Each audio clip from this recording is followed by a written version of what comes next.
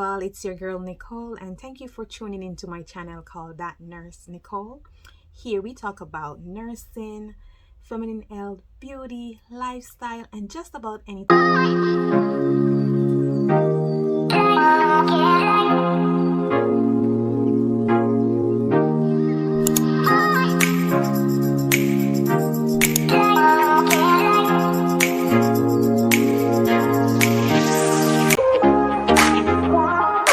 We're going to talk about LPN to RN bridge. Which route is better? What route I have taken? And my regrets not going straight doing the LPN to RN bridge. I'm sorry. Today's hot topic. A lot of students like myself that was going to college or starting out in college want to know this. Today's hot topic is LPN or RN. Which route to start with? Which is better? Well, today I'm here to talk about my experience and my regret not doing the LPN to RN bridge. Instead, I have chosen otherwise, and now I'm in regrets. And 5 things I'm going to tell you to keep in mind so you don't make the same mistake like I do. So let's get right into it. Number 1, don't go off misconception. Do your own research. Yes, research. There's a lot of misconception out there about LPN. And for those who don't know what LPN stands for, it's Licensed Practical Nurse. LPN, you can get certified for LPN within 10 to 12 months, depending on whatever state or school that you went to. Most institutions offer it privately, so it will be like a shorter time span, like 10 to 12 months time frame. The tuition is anywhere between 10 to 32,000, and like I said again, it depends on what state you're in. I am in New York. Everybody know New York is very expensive, so you're looking at the LPN program for nowhere between 28 to 30 something thousand dollars. Okay, so with that said, once you sign up to become an LPN, and after you pass their before we get into the passing, you have to do some sort of entrance test, possible the TEES, that test of essential academic skills. And upon passing that, you go into the program, and after you are successful doing your program, you move on to doing the NCLEX PN, where once you're successful, you get certification to go ahead and practice and become an RN. I'm sorry, LPN. So a lot of people say that they undermine LPN. Let me just put it that way. They undermine LPN. LPNs are not actually a nurse. That's how they put it. And the biggest misconception out there is that they're weeding out LPNs. There won't be any more jobs for LPN in the near future. I have been hearing that since 2016. That's when I started to say, okay, I want to become a nurse. I want to get into the field. And you know how funny it is? I was doing my little survey, going around asking people who are like nurse, LPN, like to give me ideas of how they become a nurse or how they go about doing this. And can you imagine? There was this RN. She was my former boss. I was working with her mom as a HHA. I stay in her house and I take care of her. Yeah, so I said to her, I'm interested in becoming a nurse. And you know what she said to me? Oh, don't do the LPN. That's a waste of time. And they're weeding out LPNs and there won't be any more jobs for LPN. So please don't go that route. Just go straight RN. On the other end, I met this African guy, and they say, you know, the Africans are very smart. And anywhere you see they go, just go with them. This guy, he was a home nurse for one of my clients that I was taking care of. Was still a HHA. And I was asking the same question and talking to him, and he said to me, you know what? It's best if you do the LPN. That way, you have a lot of credits to go into the program of nursing. Besides, while you're an LPN and earning money, you're looking to become a nurse. And he said that's the route he have took, and now he's encouraging his girlfriend to do the same thing. Did I listen to him? No, I was like, oh, I don't have time to do LPN and bridge. I just want to go straight to school, do the straight RN, done with it, and out. Did I make a mistake? On my part, yes, I did. I went straight RN, guys, and it's within a community college, so you know the whole story with going to a community college. Yes, it's much cheaper, but the time is, you have to put in more time, more work. Now, remember, I am an international student. I wasn't born here. Of course, I am a permanent resident now, living soon citizen. But I transferred some of my credit from my college that I was going to back home in my country, and they accepted the transfer credit, but there are still prerequisite for the nursing program that you have to have before you even get into nursing school. You're just going to college maybe for 1 year or 1 year and 6 months to get all these prerequisite. Luckily, I didn't have to do English, and there's a lot of stuff. Even though I was a business major student back from my transfer credit, there was stuff like psychology, sociology, my English, my public speaking. Those are stuff that they actually look for, and those were transferable to the program. So if you're fresh, just starting, you got a whole bunch of stuff to do, and this can run you like a year to 6 months just doing prerequisites. And if you don't have your maths and your English, a lot of people are not good at maths or English. I'm not good at maths. My English was okay when I transferred. I had was to do an entrance maths exam, and I passed that test. Ask me how I passed it, I don't know, but I passed and get into the school. But for some who don't have math or English, on top of doing the entrance exam, I don't know how it goes if you fail, but you have to do some remedial course. They call it at my school. You have to go to class separate from before you can start earning college credits. You have to do these classes. You have to learn maths all over in English.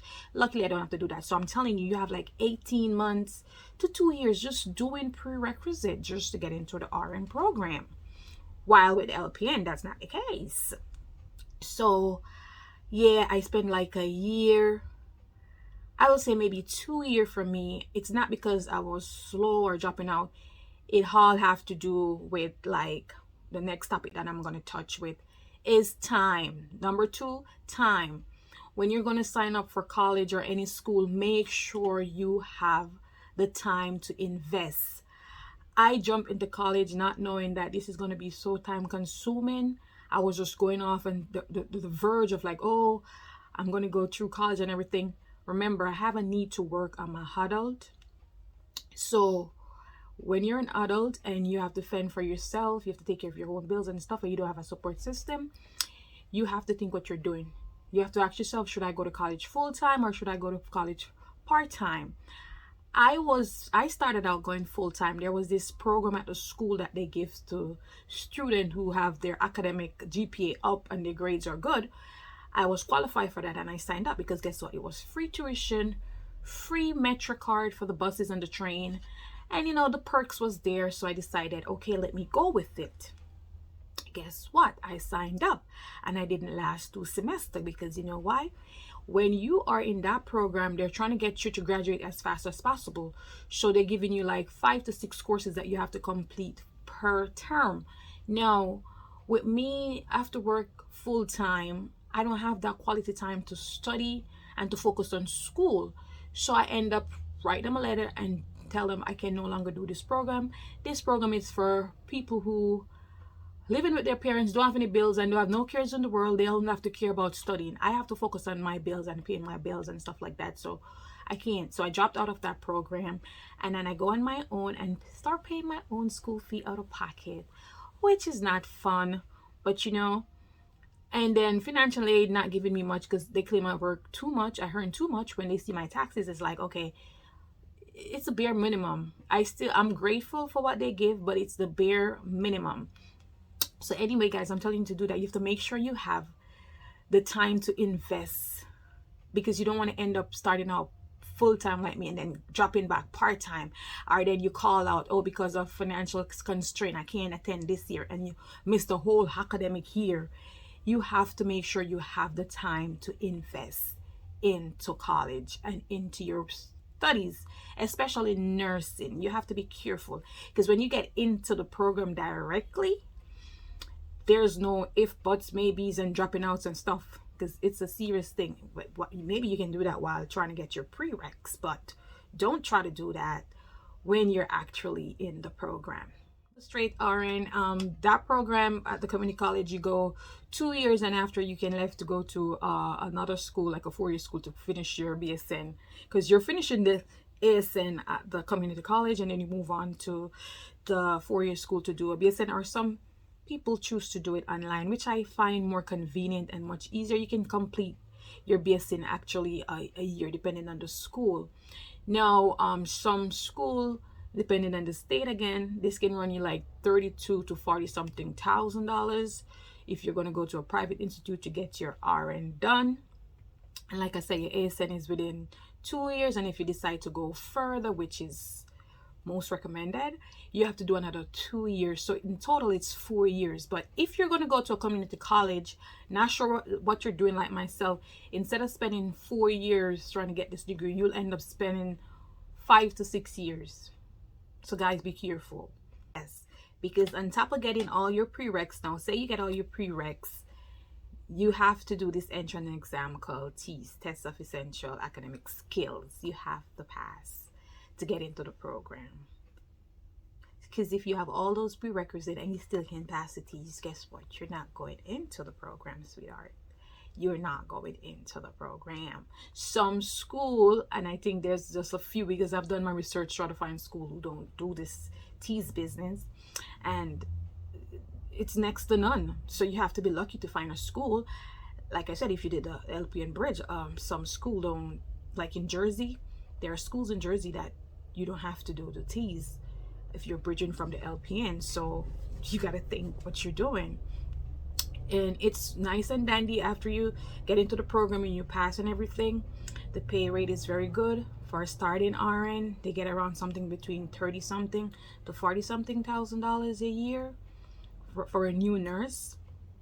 And yeah, the perks are good when you complete everything. You get your NCLEX, you pass, you feel good, you know, you become an RN, you're wearing the badge. But there's a lot to it, so guys, be careful. A lot to it, and I'm not disencouraging anybody from going straight RN if you have the time.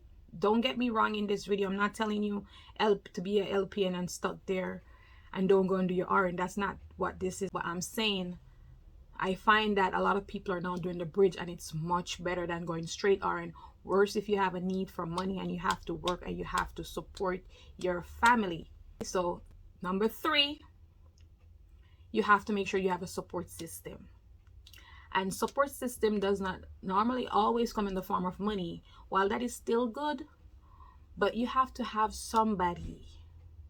Even it can be a friend, your spouse, your husband, your girlfriend, your cat, your dog. You're going to need somebody. You know why? Because when those nursing courses get to your head and you don't have nobody to talk to vent to cry on, because as simple as it looks, there are going to be times when you're just like, oh my God, overwhelmed, it's too much, you're going to cry when you see you got clinicals, you got exams, and you're not getting the grade that you're looking for.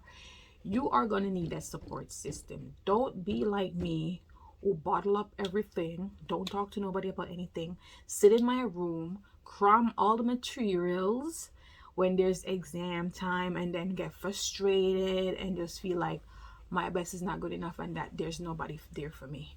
Don't do it. Have somebody that you can always talk to about what you're going through, even for them to say, oh, you know what, walk away from the book and the studies, go take a walk. That kind of help. But anything you do, just make sure you have some support system. You're gonna need that, sweetie. You're going to need that. And number 4, affordability. Yes, while we all want our lovely degrees and finish up school, there goes the money. And if I can afford it, and one reason, even though I have my regrets going to community college, is the fact that it's much cheaper if I have went to a private school. Yes, but there's strings with the community college. It takes longer, drawn out, and gets so monotonous.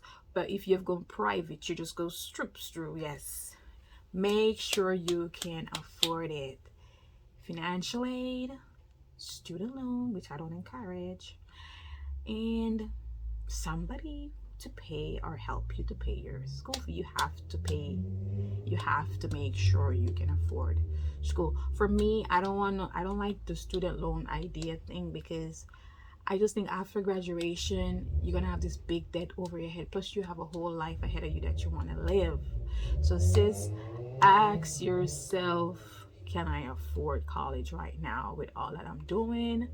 Is this the right choice? The school that I'm selecting, can I live up to the expectation of how much they want? Some school you gotta pay in payment plans, like every 3 months, or like at the end of the semester, the year. Depends on how they do it. Like me, like I said, I no longer do that scholarship program, so I'm paying everything out of pocket. At the end of the semester, there's a big bill sitting on top of my student account, and for the next semester, if you don't pay that, they put a hole, like a bursar hole and a financial aid hole on your account, and unless you clear that or pay up some payment plan, you can't move on to the next semester. So guys, make sure you can afford it. Think about this. Can I afford it? Affordability is key. And last but not least, accountability. You have to give account for yourself. Nobody can give account for you. And when I say give account, you are the only one that's going to give account for your studies and determine when you finish and how you finish. You understand what I mean? Don't start something that you're not gonna live up to or finish in the end. It kills me. I don't know how many of you on here watching are like me. If you start something and you never get to finish it, if it don't bother you or haunt you, or like, oh my God, if I've just done that. Don't be the if I have and living in regrets when you see other people working in the hospital or RN. Don't say, oh, I went to college and I ate to hear people tell me, oh, I have all these prerequisites. I just in my first year and I dropped out. Try anything you do. Give account for yourself. Do your assignment. Do your research. Do your homework, and make sure you finish what you have started. You have to give account for yourself. Accountability is key. That's it in mind. We have looked at 5 things not to do to make the mistake that I do. You can't go off misconceptions. You have to do your own research, right? Number 2, you have to have time to invest. That's key. If you don't have time, it doesn't make any sense.